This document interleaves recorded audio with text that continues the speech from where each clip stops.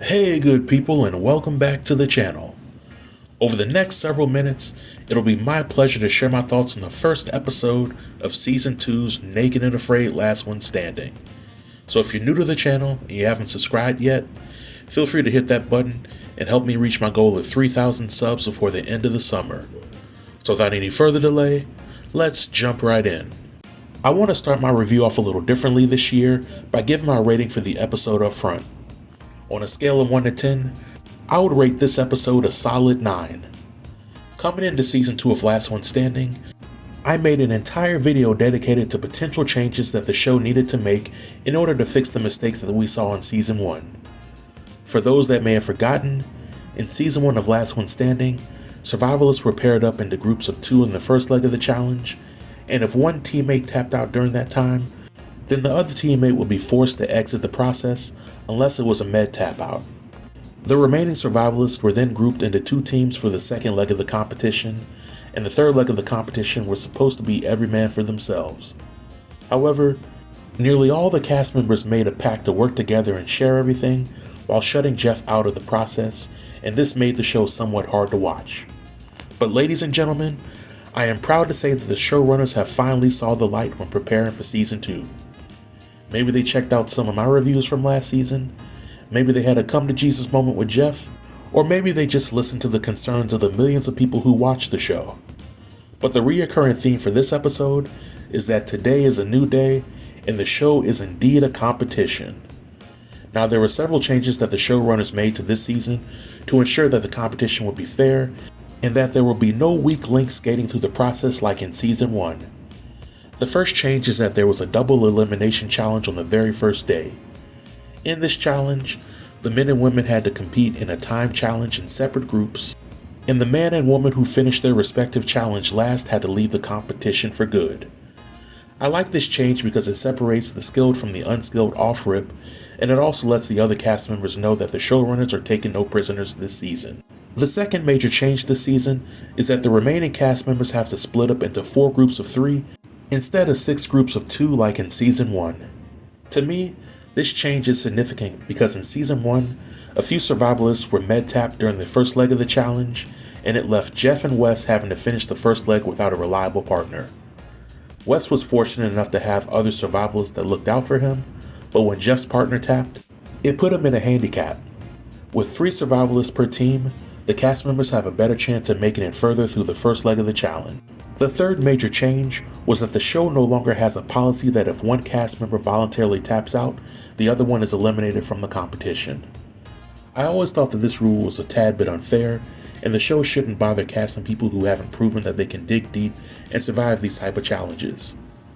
The fourth major change this season is that there is no more sharing. The show still has challenges where cast members have to hunt for survival items, but the teams are no longer allowed to share items with other teams.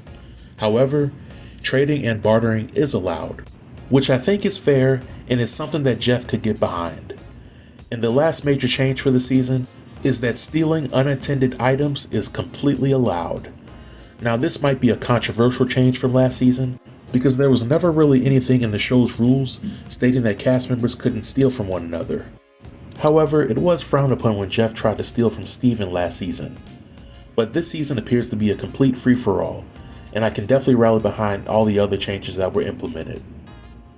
So for the next part of the review, I want to talk a little bit about the survivalists that stood out the most to me in this episode, as well as the 4 teams that were formed in the first leg of the challenge.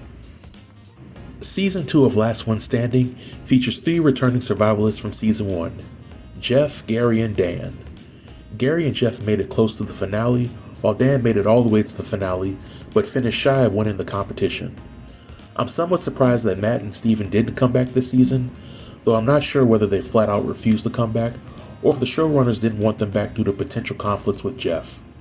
Nevertheless, there are plenty of vets and new faces that are part of this challenge, and last year, I posted a video of which cast members I would pick for Season 2 of Last One Standing, and I'm glad that the showrunners chose one of my picks, which is Kai.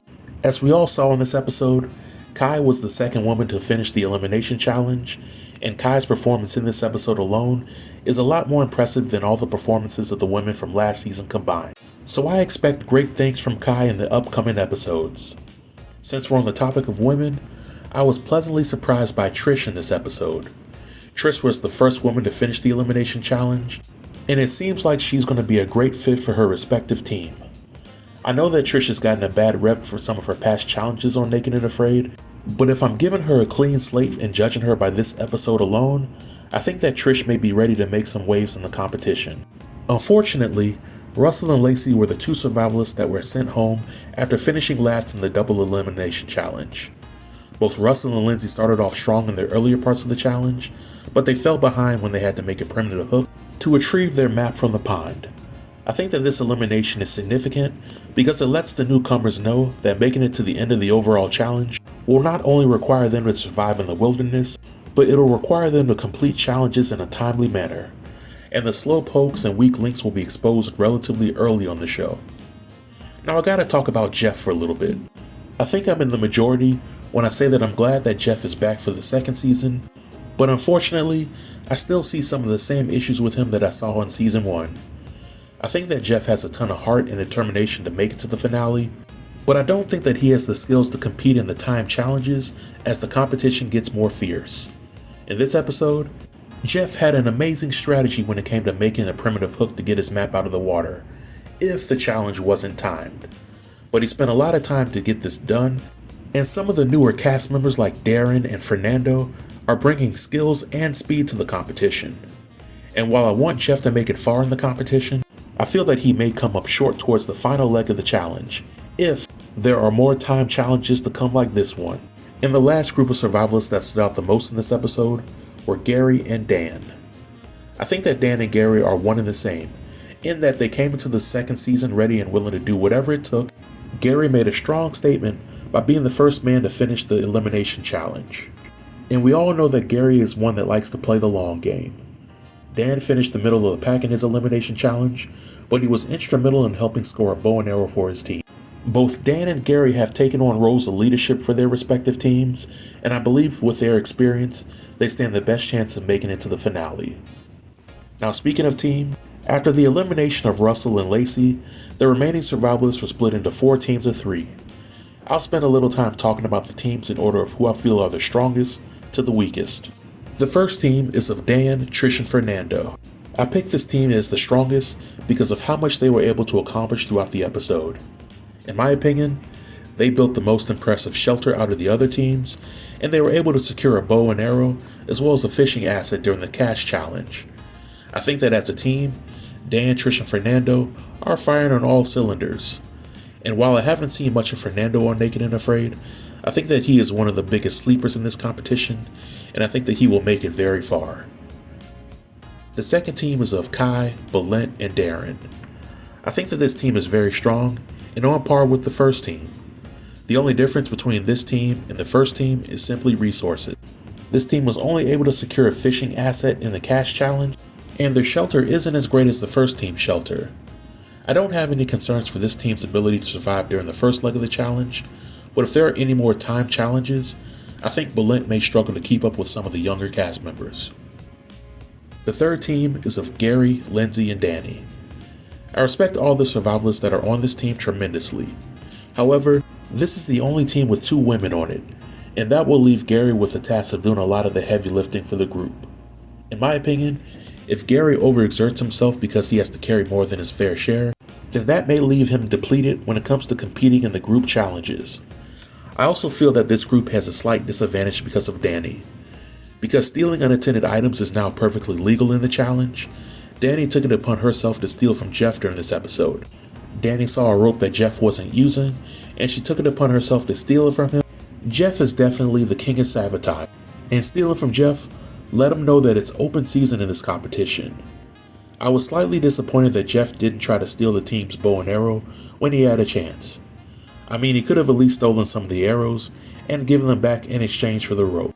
But I think that Patrick may look to get revenge on this team because of the door that Danny just opened. Nevertheless, I don't have any immediate issues with this team or their ability to make it far in the competition. And lastly, I gotta talk about Team 4, which is Jeff, Kate, and Patrick. It's unfortunate that Jeff really can't seem to catch a break on Last One Standing. He was paired with Kate, who has a history of tapping out on her challenges, and Patrick, who has had a decent showing on his regular challenge and while on Castaways, but he's never done anything like this. I know that Jeff sees Kate as expendable in the competition, and he'll try to see that she makes it as far as possible until he's ready to send her packing. I think that Patrick has the ability to make it far, but I need to see more from him as the season progresses. But this marks the end of the review. If you have any comments related to the review or the episode, feel free to leave them below in the comment section and I'll be sure to reply to everybody. Until next time, stay tuned and stay safe. Peace.